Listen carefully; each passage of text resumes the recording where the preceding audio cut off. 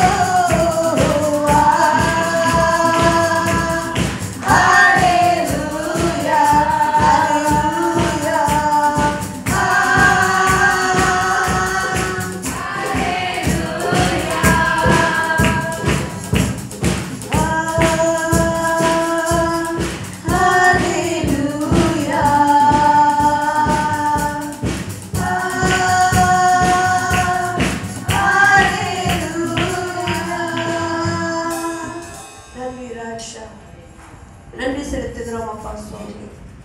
அப்பா நீர் உன்னத தேவன் ஆண்டவரே சுவாமி. நீர் மெய்யான தேவன் அப்பா.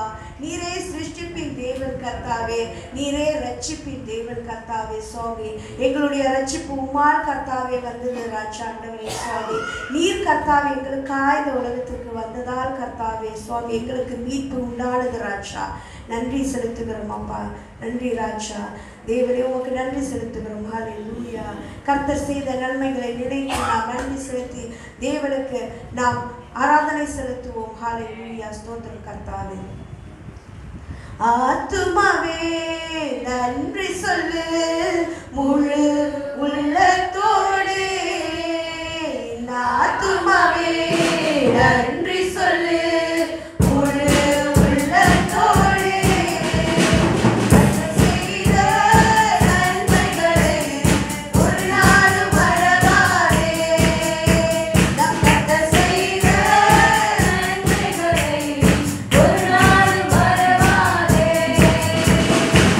I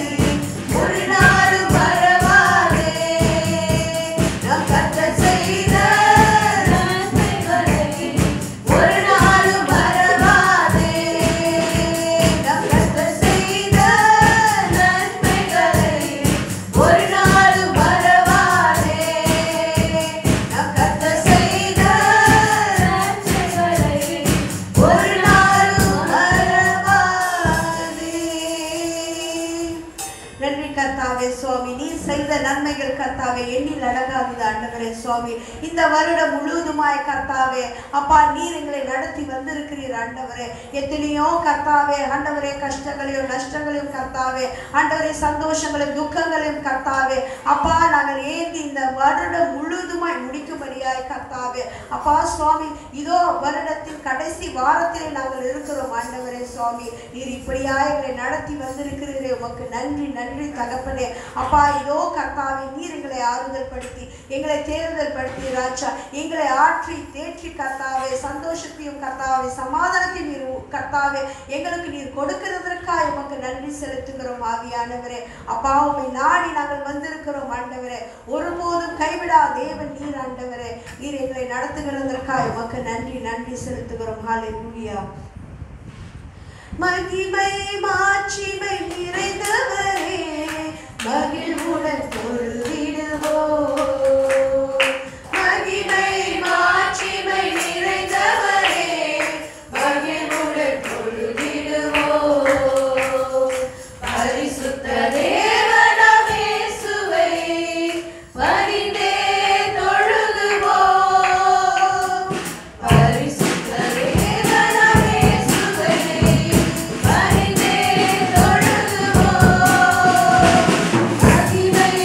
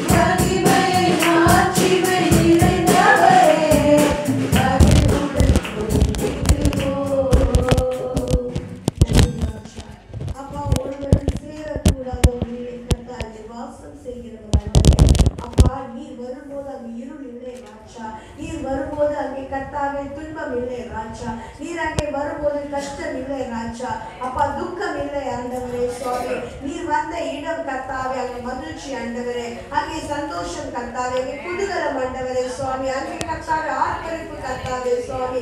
நீர் கர்த்தாவே ஆண்டவரே ஒளியாக இந்த உலகிலே நீர் எங்களுக்காக வந்தீர் ஆண்டவரே. அந்த ஒளியை கர்த்தாவே பிரகாசிப்பிக்கிற கர்த்தர் பிள்ளைகளாய் நாங்கள் வாழ என் தேவன் நீர் எங்களை எடுத்து பயன்படுத்தும். இங்கே வந்திருக்கிற ஒவ்வொரு பிள்ளைகளை தொடுங்க ஆண்டவரே. வரும் பகுதி முழுவதுமாய் உடைய கர்த்தரை புகழ்கிறோம் அப்பா. அப்பாவுடைய தாசன் பேசுகிற வார்த்தையை மறைத்து நீர் பேசும்படியாய் ஜெபிக்கிறேன் அப்பா. எங்களோடு கூட நீர் பேசும் உடைய வார்த்தை ராஜா எங்கள் உள்ளத்திலேயும் எங்கள் சிந்தையிலும் நீர் பதித்து வைக்கும்படியாய் ஜெபிக்கிறோம் ஆண்டவரே. நீரே கர்த்தாவே தொடர்ந்து வழி நடத்தும் அப்பா. நாங்கள் என்ன ஒரு கர்த்தாவே ஆண்டவரே சுவாமி மைண்ட்ல நாங்கள் வந்தாலும் கூட கர்த்தாவே சுவாமி நீர் ராஜா எங்களோடு பேசுகிற அந்த வார்த்தை அப்பா எங்களை நடத்தி செல்ல ஆண்டவரே இதோ கர்த்தாவே தொடர்ந்து எங்களை நடத்த கிருபை தாரும். நீரே பொறுப்பெடுத்துக் கொள்ளும். இயேசுவின் நாமத்தில் கேட்கிறோம் நல்ல பிதாவே. ஆமென். நம்மளோட பிதாவாகும் கடவுளும் ஆண்டவராக இயேசு கிறிஸ்துவினாலும் உங்களுக்கு கிருபையும் சமாதானம் உண்டாவதாக. ஆமென் ஆமென். எல்லோரும் சவுண்டு கொஞ்சம் ஏற்றுறீங்களா? சவுண்டு கொஞ்சம் ஏற்றுங்க. ஓகே. கிறிஸ்து பிரியமானவர்களே, எல்லோரும் டயர்டாக இருப்பான்னு எனக்கு தெரியுது. எப்படி கிறிஸ்மஸ் கொண்டாட்டம் ஓடிச்சு? உங்களுக்கெல்லாம் என்ஜாய் பண்ணுங்களா? அல்லேலூயா. ஓகே. நிறையா கிறிஸ்மஸ் விருந்து நடந்திருக்கும். எனக்கே காலையிலேயே என்ட்ரூ வீட்டில் பசியார, மத்தியானம் ஜோனது வீட்டில் லஞ்சு, அப்புறம் டயர்டாயிடுச்சு வீட்டில் வந்து படுத்து வச்சு. ஓகே. ஆண்டவர் நல்லவராக இருக்கிறார். அதனால் இன்றைக்கி சிலர் லீவ் போட்டாங்கன்னு நினைக்கிறேன். அந்த சாப்பிட்ட டயர்ட்னஸ்ஸு, அப்புறம் மேபி விசிட்டிங் போயிருப்பாங்க. கிறிஸ்துக்கு பிரியமானவங்கள என்ன இருந்தாலும் இன்றைக்கு ஆண்டவரோட நாள். Today is Lord's day. அந்த நாள் நம்ம அனுசரிக்கணும். சரிங்களா? எவ்வளோதான் நம்மளுக்கு காரியங்கள் இருந்தாலும் ஆண்டவர் நம்மளுக்கு கொடுத்த கட்டளை ஆனர் யோர் சபத் டே.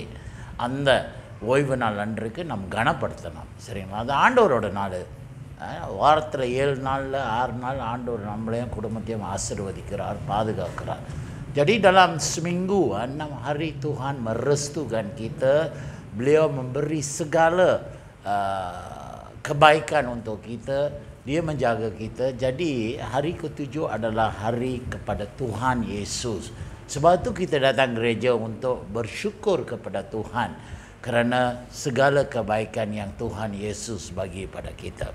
Haleluya. ஆக கிறிஸ்து பிரியமானவர்களே, இன்றைக்கு நான் உங்கள்கிட்ட ஒரு கேள்வி கேட்குறேன். நிச்சயம் அநேகருக்கு, பெற்றோர்களுக்கு, தாத்தா பாட்டிங்களுக்கு உங்களுக்கு இந்த அனுபவம் இருக்கும். உங்கள் குழந்தைங்களோ பேரப்பிள்ளைங்களோ நீங்கள் விளையாடுவங்க, you like to play with your kids. kamu suka bermain-main dengan cucu atau anak kamu sendiri kan.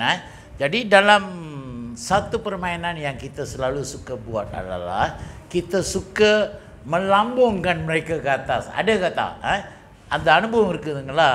பிள்ளைங்களையே உங்கள் பேர பிள்ளைங்களா இல்லை உங்கள் பிள்ளைங்களோ சின்ன குழந்தை இருக்கும்போது உங்கள்கிட்ட ஓடி அந்த கட்டி பிடிக்கிறது அவனை தூக்கி போடுங்க நீங்கள். ஆமாவா இல்லையா? அனுபவம் இருக்குதா இல்லையா? நீங்கள் பார்த்தாக்கா பிள்ளைய பெற்றெடுக்காத மாதிரில பேசுகிறீங்க. நீங்கள் இருக்குதா இல்லையா அனுபவம்? பிள்ளைய வந்து தூக்கி அப்படி போடும்போது அந்த பிள்ளை நான் அழுதுகிட்ட வரும். என்ன பண்ண அந்த குழந்தை?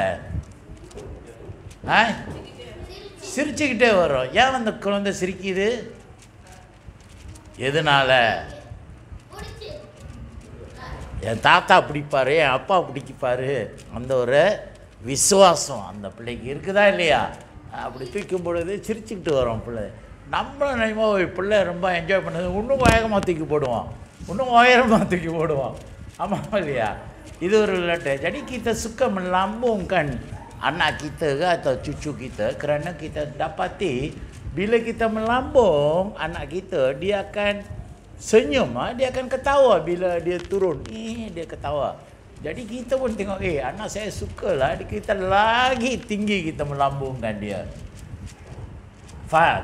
Jadi anak kita dia suka, dia bergembira kerana dia tahu bapa saya tu, mak saya tu akan pasti tangkap saya, dia takkan lepaskan saya. Faham? Jadi itu adalah kepercayaan, keimanan yang ada kepada anak kamu. ஆக கிறிஸ்து பிரிவுனா உன் பிள்ளைக்கு அந்த ஒரு விசுவாசம் இருக்குது. எங்கள் தாய் அம்மா என் அப்பா நிச்சயம் என்னை பிடிப்பாங்க, என்னை விட்டுற மாட்டாங்க, அந்த சந்தோஷம் இருக்குது. ஆக கிறிஸ்து பிரியமானவர்களே, இன்றைக்கு ஆண்டவர் அவரோட வசனத்தின் பிரகாரம் சுவிசேஷ பகுதியில் அவர் நம்மள்கிட்ட எதிர்பார்க்கறது பிள்ளை போல ஒரு விசுவாசம், குழந்தை போல விசுவாசம். Jadi hari ini khutbah kita bertajuk keimanan seperti kanak. Itu yang Tuhan mengharapkan daripada kita. அவர் எதிர்பார்க்கறது நம்மள்கிட்ட பிள்ளை போல உன்னோட விசுவாசம் என் மேலே இருந்தாலே அதே மேலே. ஆமாவா இல்லையா? ஆண்டவர் சொல்கிறார், வசனத்தில் சொல்கிறார் பாருங்கள், கடுகளவு உன்னோட விசுவாசம் இருந்தாக்கா நீ என்ன செய்யலாம்? என்ன செய்யலாம்? மழை போ நவுறு அப்படின்னா கூட நவுந்துருமா. அந்த ஆண்டவர் சொல்கிறாரு, கடுகு எவ்வளோ சின்னது, அந்த சின்ன அளவு தான். ஆக இன்றைக்கும் ஆண்டவர் எதிர்பார்க்கறது அந்த பிள்ளை போல ஒரு விஷயம், பெரிய நீதிமான், பெரிய ஒரு படித்த ஒரு ஞானி போல விசுவாசத்தை ஆண்டவர் உன்னிட்டு எதிர்பார்க்கற. பிள்ளை எப்படி விசுவாசம் மேலே வைத்திருக்குதோ அதே போல் உன் தகப்பன் மேலே நீ விசுவாசிக்கிற. அந்த பிள்ளை தன்னை பெற்றெடுத்த தாய் மேலே தகப்பன் மேலே விசுவாசம் வைத்திருக்குது பாருங்கள், விட்டுற மாட்டார் நிச்சயம். அதே போல் உன்னை படைத்த ஆண்டவரும் அவர் மேலே நீங்கள் அந்த கடுகளவு விசுவாசம் வைக்கும்போது உங்களை நிச்சயம் கைவிட மாட்டார். அல்லேலூயா. அந்த ஆண்டவர் தான் நாம் விசுவாசித்து கொண்டிருக்கிறோம். ஏன்னா அவர் நம்மளை பாவத்தை மன்னிக்கிறார், அவர் தான் நம்மளை ரட்சிக்கிறார், அவர் தான் நம்மளுக்கு பரலோகத்துக்கு கொண்டு போகிறார். நியாய தீர்ப்பில் நித்திய வாழ்வு இயேசுவினிடத்தில் தான் நம்மளுக்கு உண்டு. அல்லேலூயா. ஆக கிறிஸ்து பிரியமானவர்களே, இன்றைக்கு சுவிசேஷ பகுதி நாம் வாசிப்போம். அங்கே ஒரு சம்பவம் உண்மையிலே kita baca Matius 2, apa yang kita baca itu kita dapati satu kejadian yang sebenar berlaku pada masa itu kepada யோசேப்புக்கு நடந்த இந்த சம்பவத்தை குறித்து நாம் தியானிப்போம். வாசிமா. அவர்கள் போன பின்பு கர்த்தருடைய தூதன் சொப்பனத்தில் யோசேப்புக்கு காணப்பட்டு, ஏரோது பிள்ளையை கொலை செய்ய தேடுவான், ஆதலால் நீ எழுந்து பிள்ளையையும் அதன் தாயையும் கூட்டிக் கொண்டு எகிப்துக்கு ஓடிப்போய் நான் உனக்கு சொல்லும் வரைக்கும் அங்கே இரு என்றான். Okey ya, apa yang kita dapati di sini, malaikat itu muncul dalam mimpi Yusuf dan bagi peringatan, bagi amaran kepada Yesus bahawa Raja Herodes itu sedang merancang untuk membunuh anak Jesus ini, baby Jesus, infant Jesus. Jadi dia merancang untuk membunuh kerana dia dapat tahu daripada wise man atau pembaca bintangnya tu. Jadi dia orang kata di mana lahirnya seorang anak raja. Perkataan itu telah membuat Raja Herodes takut. Ya, apa tu? Ada seorang anak raja melahir dalam bumi ini. Bermaknanya dia tahu dalam istana tak ada anak yang melahir. Jadi adakah satu lagi orang itu melahir dan dia akan jadi raja kepada bumi itu. Jadi dia rasa kalau dia jadi raja, apa akan jadi kepada anak saya? Maknanya takhta dia itu habis di situ. ஆக யோசேப்புக்கு இந்த warning வந்தது.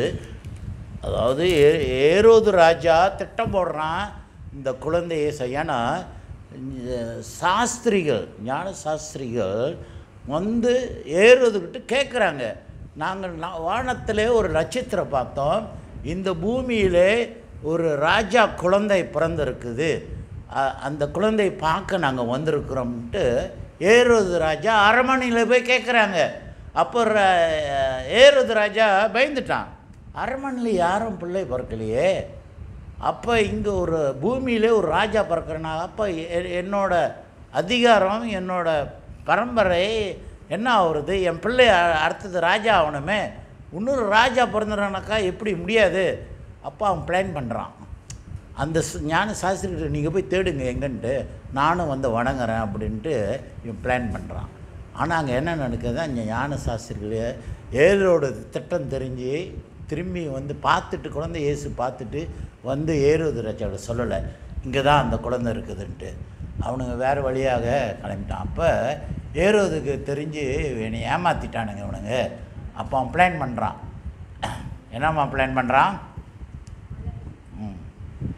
அவன் எழுந்து இரவிலே பிள்ளையையும் அதன் தாயையும் கூட்டிக் கொண்டு எகிப்துக்கு புறப்பட்டு போய் ஏரோதின் மரண பரியந்தம் அங்கே இருந்தார். பாருங்க, தேவ தூதர்கள் தேவன் வந்து யோசேப்புக்கு கனவு வந்து சொல்கிறாரு, நீ உன் பிள்ளையும் மனைவியும் கூட்டிக்கிட்டு இந்த நாட்டு விட்டு இரவோடு ராத்திரி நீ ஓடிப்போ. எங்கே? இஜிப்ட் தேசத்துக்கு நீ ஓடிப்போ. நீ அங்கே போய் தங்கிடு. இந்த ஏரோது ராஜா மரணம் அடைகிற வரைக்கும் நீ அங்கே இரு. அவன் சத்துட்டாக்கா நான் சொல்கிறேன், அப்போ நீ திரும்பி வா அப்படின்ட்டு கனவுல வந்து தேவ தூதர்கள் யோசேப்புட்டு சொன்னார்கள். அதே போல் யோசேப்பு அந்த வார்த்தையை கேட்டு கீழ்ப்படிந்தார், விசுவாசித்தார். இது ஆண்டவரோட வார்த்தை, ஆண்டவர் சொன்னாக்கா அது நல்லது, அது உண்மையிலே நடக்கும், அது எங்கள் குடும்பத்துக்கு நல்லது, நன்மை அப்படின்ட்டு விசுவாசித்து ராத்திரியாக ஓடி போகிறாங்க. வாசியமா. ஏரோதின் மரண பரியந்தம் அங்கே இருந்தார். எகிப்திலிருந்து என்னுடைய குமாரனை வரவழைத்தேன் என்று தீர்க்கதரிசியின் மூலமாய் கர்த்தரால் உரைக்கப்பட்டது நிறைவேறும்படி இப்படி நடந்தது. பாருங்க, இதெல்லாம் ஏற்கனவே தீர்க்க தரிசனம் மூலமாக சொல்லப்பட்டிருக்குது. அது சொன்ன பிரகாரம் அது நடக்கணும் இல்லையா? ஆண்டவர் ஏற்கனவே அவர் சொன்னார் இந்த மாதிரி நடக்கும் அப்படி சொன்னது, அந்த காரியம் நடக்கணும். அதுதான் இது. இந்த மாதிரி சூழ்நிலை நடக்கும். நீ வந்து இஜிப்ட் தேசத்துக்கு ஓடி போவ, இதெல்லாம் எழுதப்பட்டிருக்குது. வாசிமா. அப்பொழுது ஏரோது தன் சாஸ்திரிகளால் வஞ்சிக்கப்பட்டதை கண்டு மிகுந்த கோபம் அடைந்து பாரு, அவன் கோபப்படுறான். ஏரோது அந்த ஞான சாஸ்திரிகள் அவன் சொன்னான் பாரு, நீ பார்த்துட்டு வந்து என்கிட்ட சொல்லு, நானும் போய் வணங்குறேன் அந்த குழந்தை. நானும் அவனுக்கு தெரிஞ்சிருச்சு. ஏறுறதுக்கு அந்த குழந்தை எங்கே இருக்குன்னு தெரிஞ்சாக்கா கொன்றுவான் அமாவலியா. அதனால் அவனுக்கு வந்து வேறு வழியாக சொல்லாமல் ஓடி போயிட்டானுங்க. இது இவன் கேள்விப்பட்டு என்ன பண்ணுறான்? கோபம் அடைந்து ஆட்கள் அனுப்பி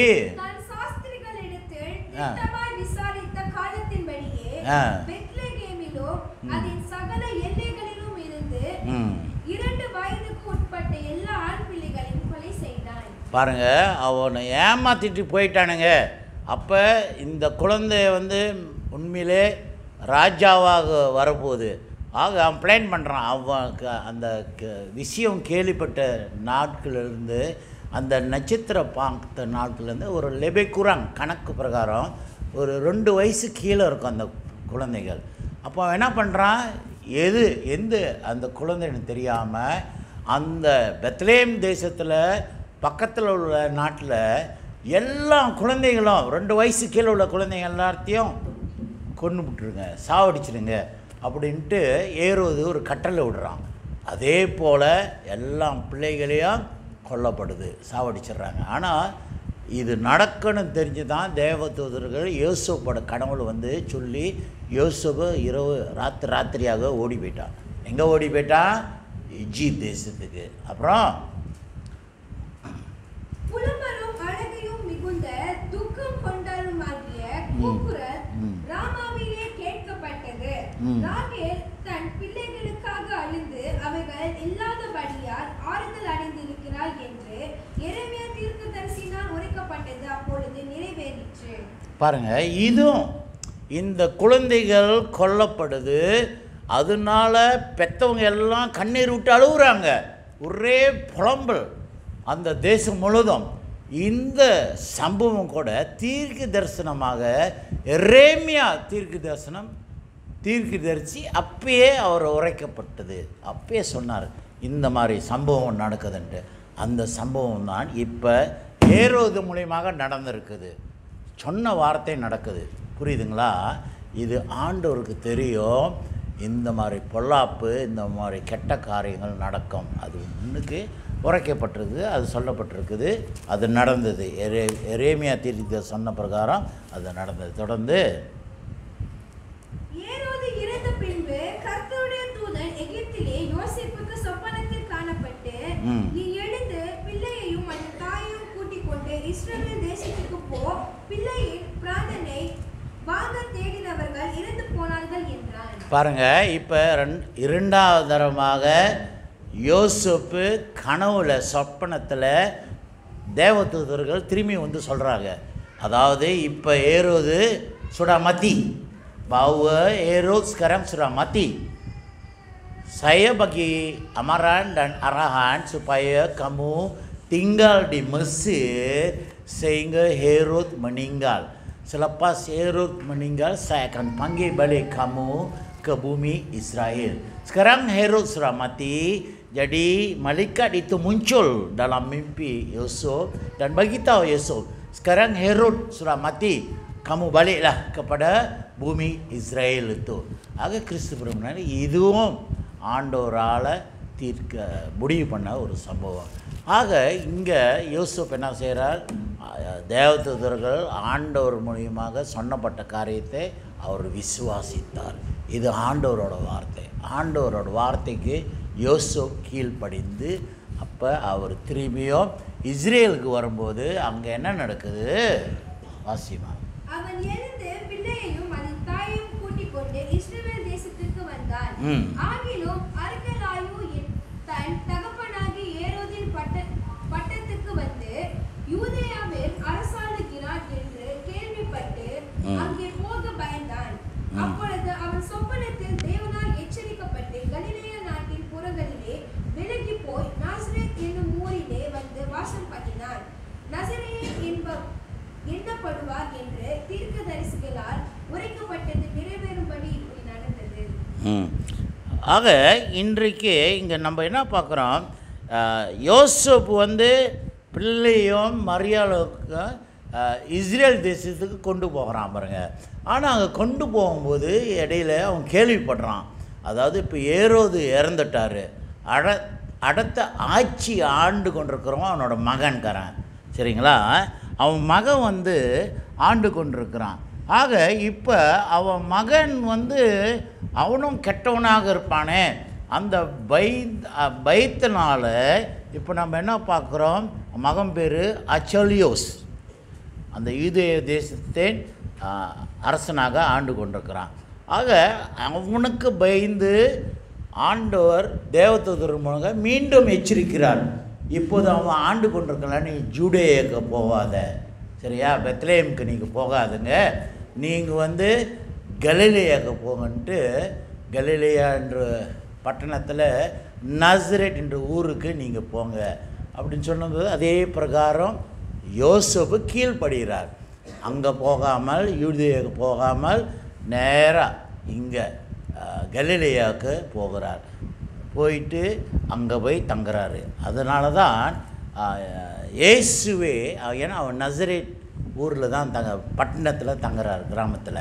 அப்போ இயேசு கிறிஸ்து ஜீசஸ் ஆஃப் நசரத் அந்த வார்த்தை வருதுல, இதனால தான் இயேசு கிறிஸ்துவே ஜீசஸ் ஆஃப் நசரட்ன்ட்டு கூப்பிட்றாங்க. ஏன்னா அது ஒரு நசரத் கிராமத்தில் அவர் இருந்தார்.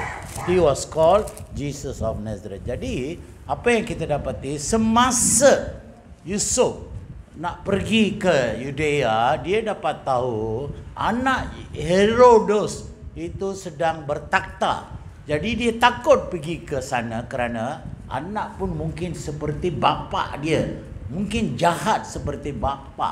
Jadi malaikat itu muncul sekali lagi kepada Yusuf dan bagi tahu jangan kamu pergi sana, kamu pergilah ke Nazareth, okey? Di Galilee, di Nazareth, kamu duduk di sana. Sebab itu kita panggil Yesus Kristus sebagai Yesus daripada Nazareth. Haleluya. முடிஞ்சம்மா. Kristo berimanulai, jadi kita dapati apa yang di sini, keimanan Yusuf. யோசேப்போட விசுவாசத்தை கொஞ்சம் தான் ஆண்டவர் அதாவது தேவதூதர்கள் மூலமாக வெளிப்படுத்தினார்.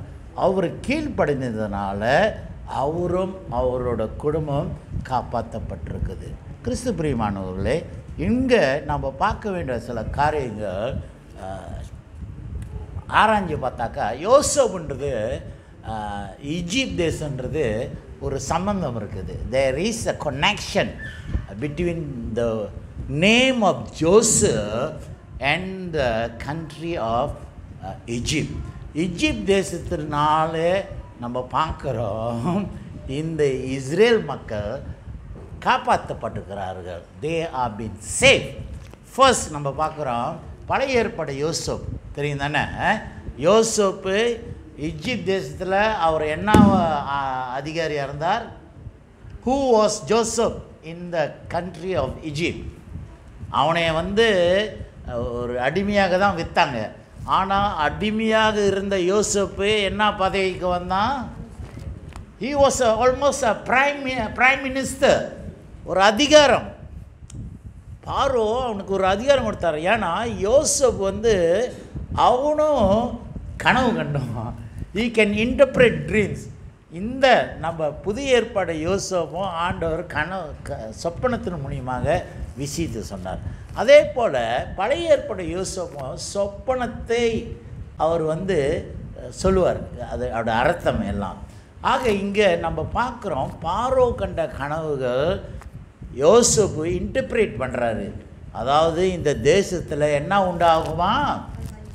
பஞ்சம், பயங்கரமான பஞ்சம் உண்டாகுது for a long time. ஆக அதுக்கு நீ ஞானமாக ஆயத்தமாக இரு, இல்லைன்னா இந்த தேசத்தில் எல்லாரும் மரணம் அடைவார்கள். மம்பூஸ் கரணத்தை பிண்டுனா மக்கள். Jadi apa yang kita dapati Yusuf di Old Testament ini ya, dia boleh tahu mimpi apa maksud mimpi itu. Jadi kita dapati Yusuf di Old Testament ini dia menyediakan, dia tahu kebuluran akan berlaku dalam bumi itu, di bumi Egypt. Jadi dia simpan itu gandum, the wheat, கோதுமை நிறையா. அவர் ஆண்டவர் ஞானத்தை கொடுத்துருக்காரு. So இந்த பஞ்ச காலத்தில் ஒன்றும் பயிர் வளராது. ஆக அது ஞானமாக இவன் என்ன பண்ணுறான்? நிறைய கூடான்களை கட்டுறான். ஒவ்வொரு இடத்துல ஒவ்வொரு பட்டணத்தில் பில்ட் பண்ணி கோதுமை பயங்கரமாக அடுக்கி வச்சுட்டான். அது ஒரு 5 வருஷமா 10 வருஷம் கூட சாப்பிட்லாம். அந்த அளவுக்கு ஞானம் ஆண்டவர் யோசேப்பு கொடுத்தாரு, பழைய ஏற்பாடு யோசேப்பு. ஆக அவன் இப்படி பண்ணுறான். அது மட்டும் இல்லை, அந்த யோசேப்பு பாருங்கள், ஆண்டவர் சொல்கிறார், உன்னோட குடும்பம் பக்கத்து தேசத்தில் ஜேக்கப்பும் அவன் அண்ணனுங்க இருக்கிறானுங்க, அவனுங்களும் அந்த பஞ்சத்தில் சத்துருவானுங்க. அவங்களை காப்பாற்றுறதுக்காக ஆண்டவர் ஞானத்தை கொடுங்க. இவன் அதான் பார்க்குறோம், ஜேக்கப்பும் பிள்ளை அவரோட அண்ணன் எல்லாத்தையும் இஜிப்ட் தேசத்தில் அவர் இந்த பஞ்ச காலத்தில் பிழைக்கிறாங்க. புரியுதுங்களா? அதே போல் நம்ம புதிய ஏற்பாடில் பார்க்குறோம்.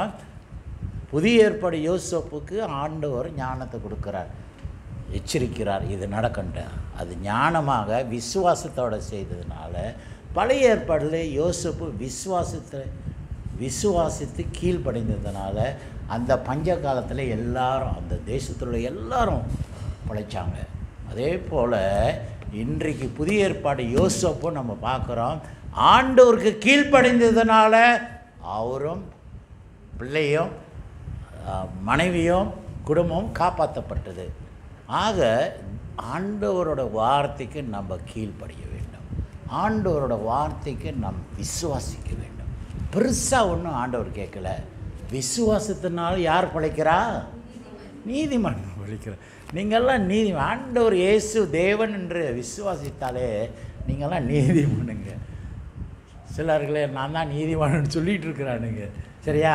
ஆனால் ஆண்டவரோட வார்த்தைக்கு மெய்யாகவே உண்மையிலே Jika kamu percaya bahawa Yesus adalah anak Tuhan, Yesuslah penyelamat saya, tak ada orang lain yang boleh menyelamatkan saya, kamu akan jadi orang yang beriman. Itulah ayat berkata. ஆக பிள்ளை போல விசுவாசம் உங்களுக்கு இருந்தாக்கா, கடுகு போல விசுவாசம் உன்னிடத்தில் இருந்தாக்கா, பரலோக ராஜ்யம் உங்களுக்கு தான். அல்லேலூயா. ஆண்டவர் உங்களுக்காக தான் வைத்தார். அந்த பழைய ஏற்பாடு யோசப்பு, புதிய ஏற்பாடு யோசப்பு, கோஇன்சிடென்ட். அவர் பேர் யோசப்பு, இவர் பேர் யோசப்பு. அவரும் கனவு கண்டு இன்டர்பிரேட், இவரும் கனவுல தான் இன்டர்பிரேட். ஆக ஆண்டவர் செய்வது எல்லாம் ஒரு நோக்கம் இருக்குது, ஒரு சித்தம் இருக்குது. அவரோட பிளான் பிரகாரம் நம்ம கீழ்ப்படியணும். நம்ம வாழ்க்கையில் அதே போல தான் கஷ்டங்கள் உண்டு. ஏன்னா நான் தான் இயேசு விசுவாசிக்கிறேன்னே, என் குடும்பம் தான் எல்லாமே ஞானசானம் எடுத்துட்டாங்களே, ஏன் என் குடும்பத்துக்கு கஷ்டம் வருது? ஆண்டவர் இல்லையா? ஆண்டவர் எச்சரிக்கிறார். ஆண்டவர் அந்த சூழ்நிலையிலையும் நம்மளை பாதுகாக்கிறார். ஒவ்வொரு நாளும் நம்மளை பாதுகாக்கிறார். யோசேப்புக்கும் பிள்ளைக்கும் மரியாளுக்கும் பிரச்சனை உண்டாக போகுது. ஆனால் ஆண்டவர் கூட இருந்து காப்பாற்றினாரா இல்லையா? அதே ஆண்டவர் இன்றைக்கும் நம்ம மத்தியில் இருக்கிறார். அந்த ஆண்டவர் இன்றைக்கும் நம்மளை காப்பாற்றி கொண்டிருக்கிறார். எப்போ நீங்கள் அவர் மேலே விசுவாசிக்க போகுது, கடுகளவு விசுவாசம், குழந்தை போல விசுவாசம் தான் ஆண்டவருக்கு. பெரிய அளவு இல்லை. நீ போயிட்டு ரத்த காவு கொடுத்துக்கிட்டு இந்த என்ன மண் சோறு சாப்பிட்டுக்கிட்டு முட்டி இதெல்லாம் ஆண்டவர் உங்களை செய்ய சொல்ல. உடம்பு அடித்து ரத்தமே காய உண்டாகிட்டு, உனக்காகவே ஆண்டவர் சிலுவையில் ரத்தத்தை சிந்திட்டார். உன் ரத்தம் பரிசுத்தமான ரத்தம் அல்ல. ஆண்டவர் இயேசு தன்னோட பரிசுத்த ரத்தம் சிலுவையில் நம்மளுக்காக சிந்தி நம்ம பாவத்தை எல்லாத்தையும் கழுவினார். Tuhan Yesus yang suci telah mengorbankan diri dia sendiri di atas salib itu, supaya kita yang mempercaya kepada Yesus dapat diselamatkan dan dibawa ke syurga. Jadi percayalah Yesus. Keimanan kamu itu sentiasa di atas Yesus. Bukannya besar sangat Yesus minta daripada kamu. Luangkan masa kamu kepada Yesus. Percayalah kepada ayat-ayat yang disebutkan Yesus.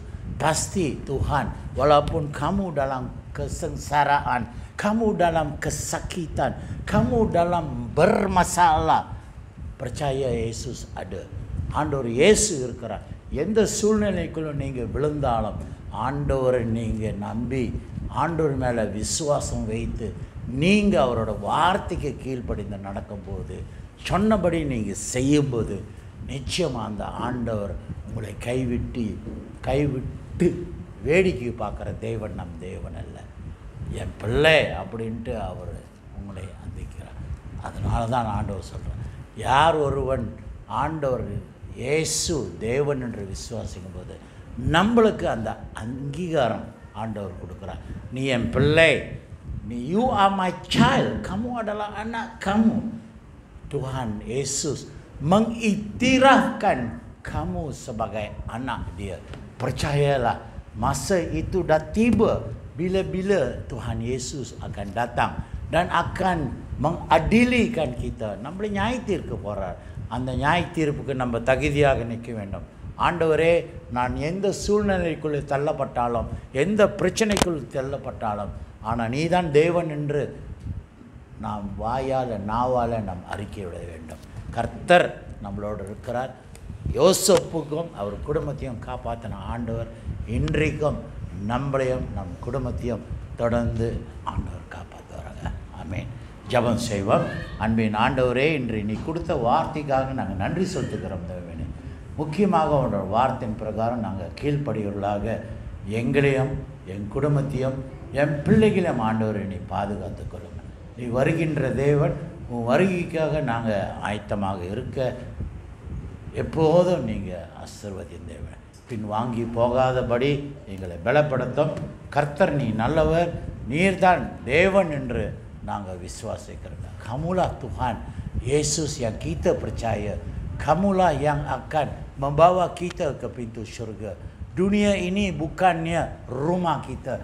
Rumah kita adalah di dalam syurga.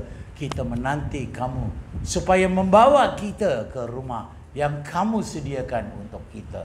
Di atas nama Bapa Yesus kita berdoa. Amin, amin. கிறிஸ்து பிரியமானவர்களே, இந்த நாளுக்காக நன்றி.